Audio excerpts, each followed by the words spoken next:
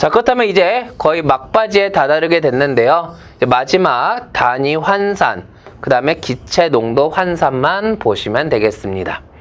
자, 단위 환산은 앞에서도 이야기했듯이 우리 아보가드로 수에 따라서 6.02 곱하기 10의 23승계라는 원자나 분자가 모일 때 최소의 단위를 몰이라고 표현한다라고 했습니다. 그리고 그제서야 분자량이나 원자량에 g이라는 무게 단위를 붙일 수가 있다라고 했어요. 만약 그 물질이 기체 분자라고 한다면 기체는 질량을 정확하게 재기가 어렵기 때문에 무엇을 활용해야 된다? 부피를 활용해야 된다라고 했습니다.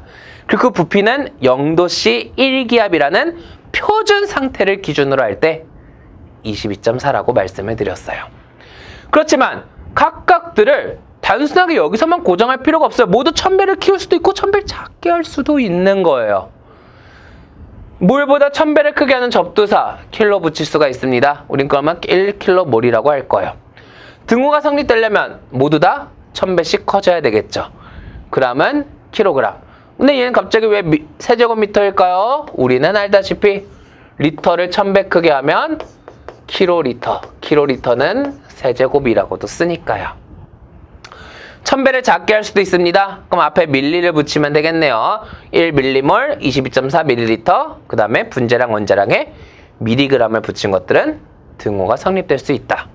간단하게 이야기를 해볼 수가 있겠네요. 그리고 마지막으로 이제 기체 농도 환산에서 우리가 어떠한 ppm을 표현하고자 합니다. 단, 기체에서의 ppm은 볼륨 퍼 볼륨을 지칭한다라고 했습니다. 즉 다시 말한다면 부피 대 부피의 관계를 나타내야 되는데 만약 내가 어떠한 기체의 농도가 문제에서 이렇게 주어진 거예요. 어떠한 방식으로 웨이트 퍼 볼륨으로 주어졌다라는 겁니다. 뭐 미리그램 퍼 리터가 웨이트 퍼 볼륨이죠.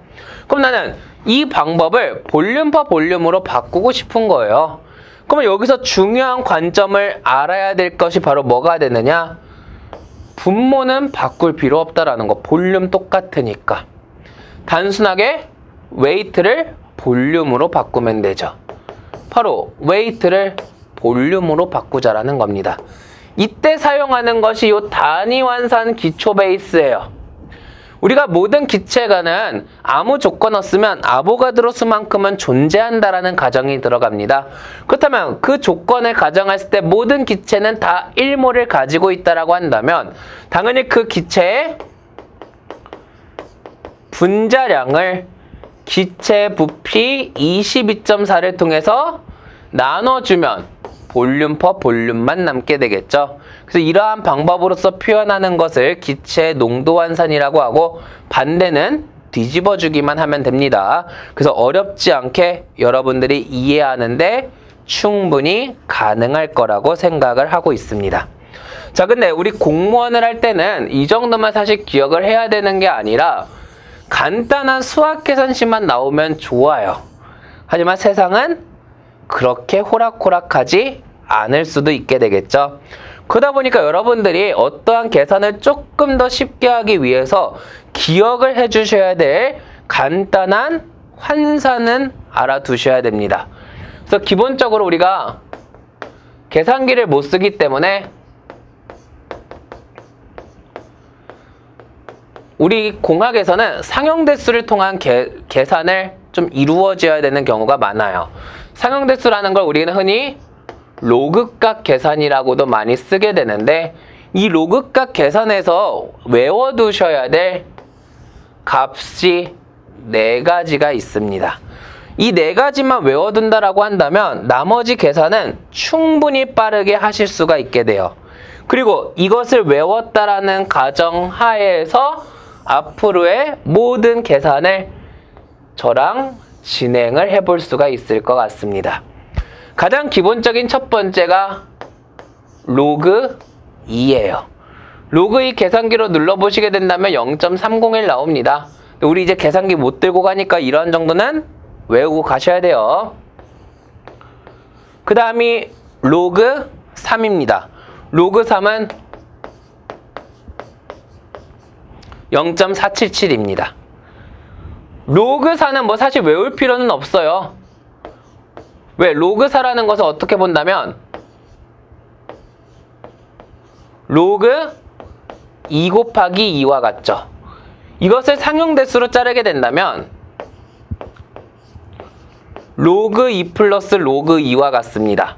그러면 0.301을 두 번 더한 값이기 때문에 0.602가 나올 거예요.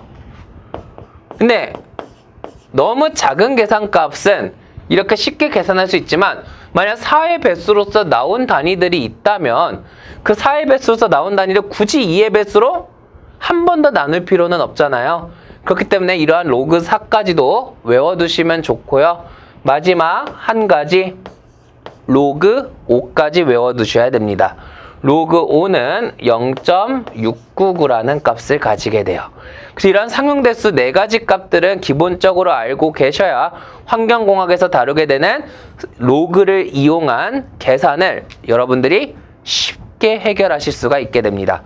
그리고 실질적으로 이러한 공무원 문제에서 특히 환경부처럼 각 과목이 50문제, 환경부는 환경공학 50문제, 화학 50문제, 보건 50문제가 나오게 되죠. 이 50문제 내에서는 다른 지방직에 비해서 훨씬 더 문제수가 많기 때문에 당연히 계산 비중도 충분히 높아질 수밖에 없게 됩니다.